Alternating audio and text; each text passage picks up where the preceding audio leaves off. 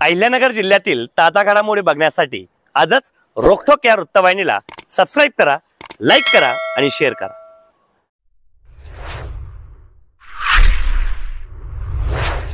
अहिल्यानगर जिल्ह्यातील कोपरगाव शहरातील दुय्यम कारागृहामध्ये रविवार दिनांक 6 ऑक्टोबर 2025 रोजी एका आरोपीचा संशयास्पद मृत्यू झाल्याची धक्कादायक घटना समोर आली आहे। मृत आरोपीचे नाव विनोद शिवाजी पाटोळे, वय 34, राहणार समतानगर कोपरगाव असे असून या घटनेमुळे परिसरात खळबळ उडाली आहे।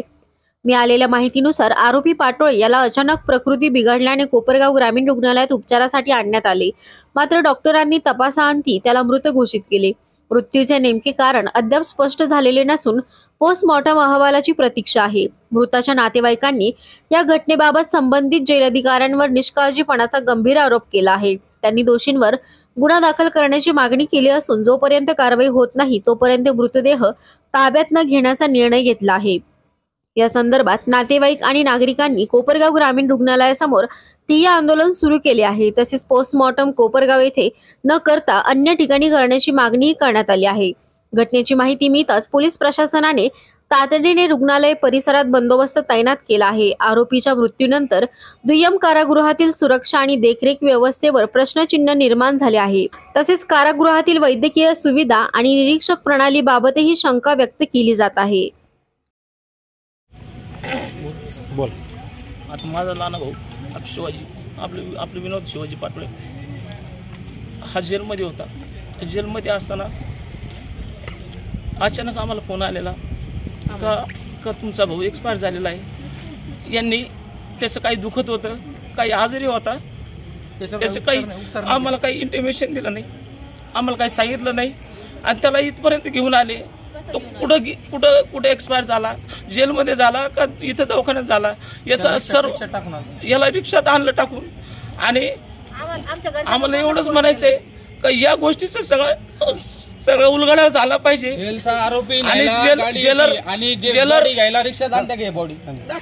जेलर असो किंवा पीआय असो, जे कोणी होते त्यांनी ज्या पोलिसांनी माझ्या भावाला अटक केलं त्याच्यावर कारवाई झाली पाहिजे। आणि आमचा माणूस एक्सपायर झालाच कसा, हा धडधाकट असताना हा एक्सपायर झाला कस काय? आणि तुम्ही ज्या वेळेस त्याला आत टाकलं त्यावेळेस त्याचे नील रिपोर्ट होते आणि आता एक 4-5 दिवसात त्याला असं काय झालं, त्याला तो आजारी पडला का काय झालं, असं कोणत्या गोष्टीची इंटिमेशन नाही, काही नाही। आणि तुम्ही डायरेक्ट सांगता का तुम्ही तुमचा भाऊ असं एक्सपायर झालेला आहे। आम्हाला फोन नाही, काही नाही, आम्ही काय समजायचं? आम्हाला फक्त काय आहे, जे जेलर असतील, तहसीलदार असतील, पीआय असतील, याचं उत्तर त्यांनी मला द्यावं, आम्हाला द्यावं, त्यावेळेस आम्ही इथून बॉडी घेऊ। त्यांना किती तारखेला मंगळवारी त्यांना अटक झाली, मग त्यांना 31 तारखेला अटक झाली।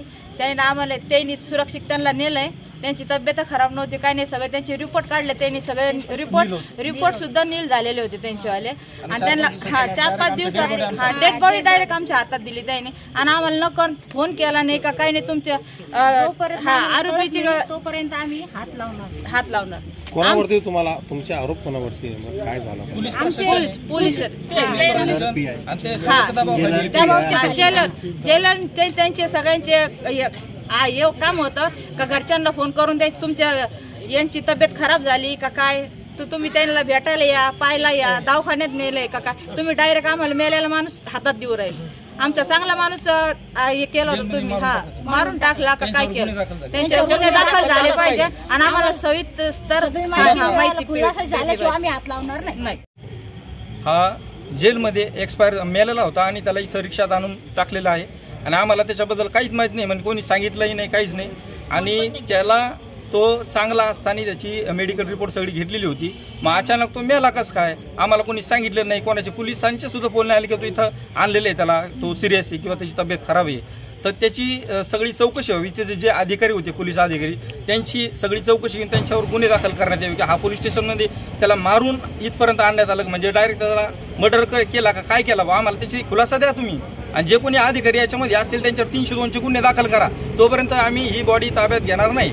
याच्यामध्ये जे अधिकारी आहे, तहसीलदार आहे, पीआय कोण असतील ज्यांच्या दबावाखाली याला मारण्यात आलं आणि त्याचा डायरेक्ट तुम्ही तसं म्हणजे जीवच घेतलेला आहे, तर त्याची आम्हाला माहिती कळावी आणि त्यांच्यावर गुन्हे दाखल व्हावे एवढी आमची मागणी आहे.